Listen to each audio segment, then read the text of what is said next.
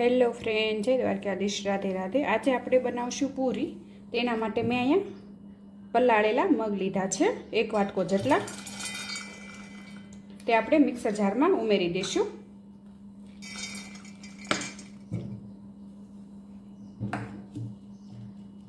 અને તીખાશ માટે મેં અહીંયા 3 મરચી લીધી છે તીખી, અને ફુદીનાના પાન લીધા છે ધોઈને, અને કોથમીર, 1 ચમચી જેટલું આખું જીરું, અને થોડુંક પાણી ઉમેરી દઈશું। અને હવે આને મિક્સરમાં આપણે પ્યુરી બનાવી લઈશું।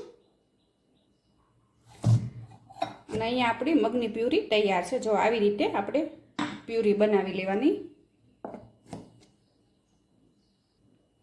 અને 2 વાટકા જેટલો આપણે ઘઉંનો લોટ લઈશું। તમારે જેટલી પૂરી બનાવી હોય એ પ્રમાણે લોટ લેવાનો। અને વચ્ચે આવી રીતે આપણે સર્કલ બનાવી લઈશું। અને જે આપણે આ મગની પ્યુરી તૈયાર કરી છે તે ઉમેરી દઈશું। તમે પૂરી તો બહુ વાર બનાવી હોય, પણ એકવાર તમે આવી રીતે મગની પૂરી બનાવજો, બહુ સરસ બનશે અને એકદમ હલ્દી કહેવાય આ। અને સ્વાદ પ્રમાણે થોડીક આપણે હિંગ ઉમેરશું। હિંગનો સ્વાદ સરસ આવે પૂરીમાં।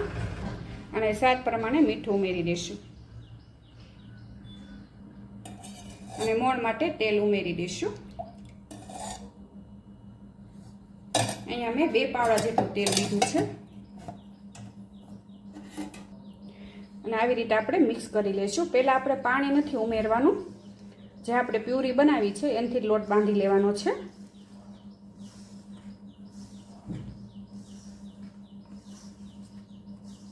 અને આ પૂરી ચા સાથે તો બહુ સરસ લાગે।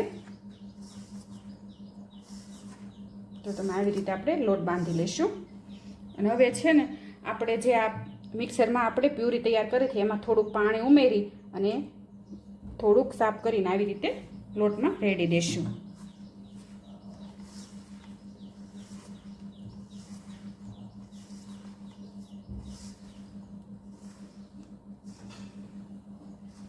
અને જરૂર લાગે ને તો જ પાણી તમારે લેવાનું।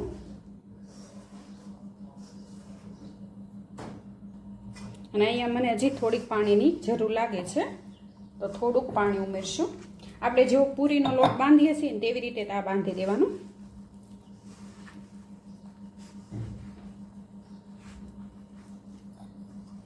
થોડુંક થોડુંક પાણી ઉમેરતા જઈશું।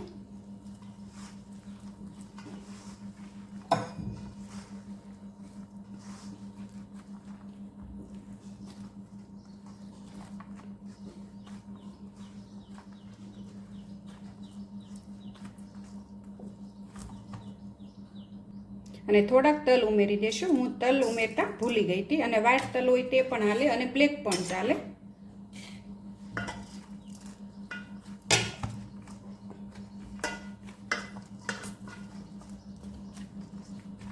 આવી રીતે આપણે ખૂબ મસળી લઈશું લોટને।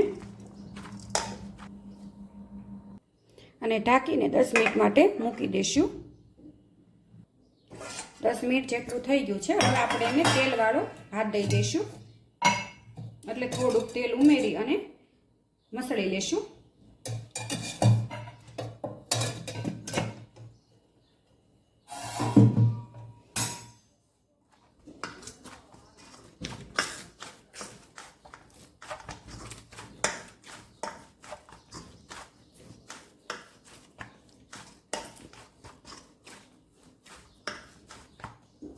જો આપણો લોટ તૈયાર છે। આવી રીતે બાંધી લેવાનો।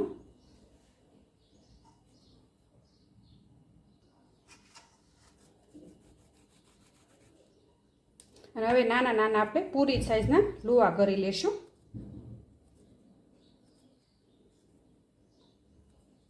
તમારે જેવડી પૂરી વણી હોય એ પ્રમાણે કરવાના। જો આવી રીતે હવે આપણે પૂરી વણી લઈશું।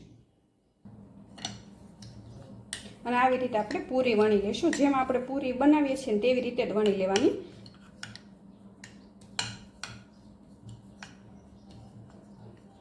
જો આવી રીતે બધી પૂરી આપણે આવી રીતે તૈયાર કરી લઈશું। અને અહીંયા મેં પૂરી બધી વણી લીધી છે। આવી રીતે આપણે પૂરી વણી લઈશું। અને હવે આપણે એને તળી લઈશું। અને અહીંયા તેલ પણ ગરમ થઈ ગયું છે. હવે આ પૂરી ઉમેરી દઈશું.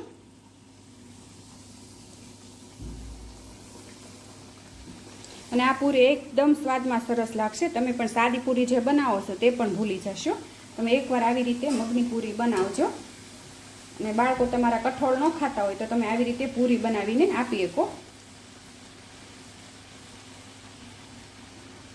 જો તમે બધી આપણી ફૂલી છે પૂરી.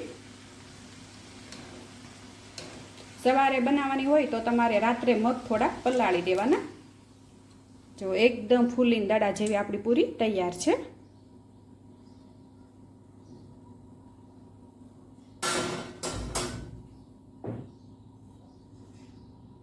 અને બધી પૂરી આવી રીતે તળી લેશું.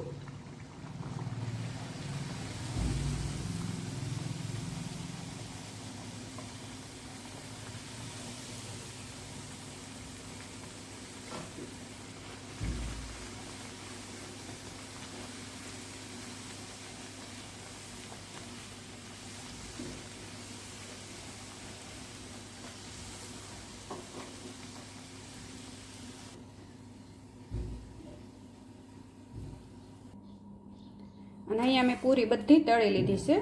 અને જુઓ તમે ફૂલીને એકદમ દડા જેવી થઈ છે આપણી બધી પૂરી. તમે પણ એકવાર આવી રીતે મગની પૂરી બનાવજો અને મને કોમેન્ટ કરી જણાવજો કે કેવી લાગી એમ. અને મારી આ રેસીપી તમને ગમી હોય તો લાઈક કરજો, શેર કરજો અને સબસ્ક્રાઈબ કરજો.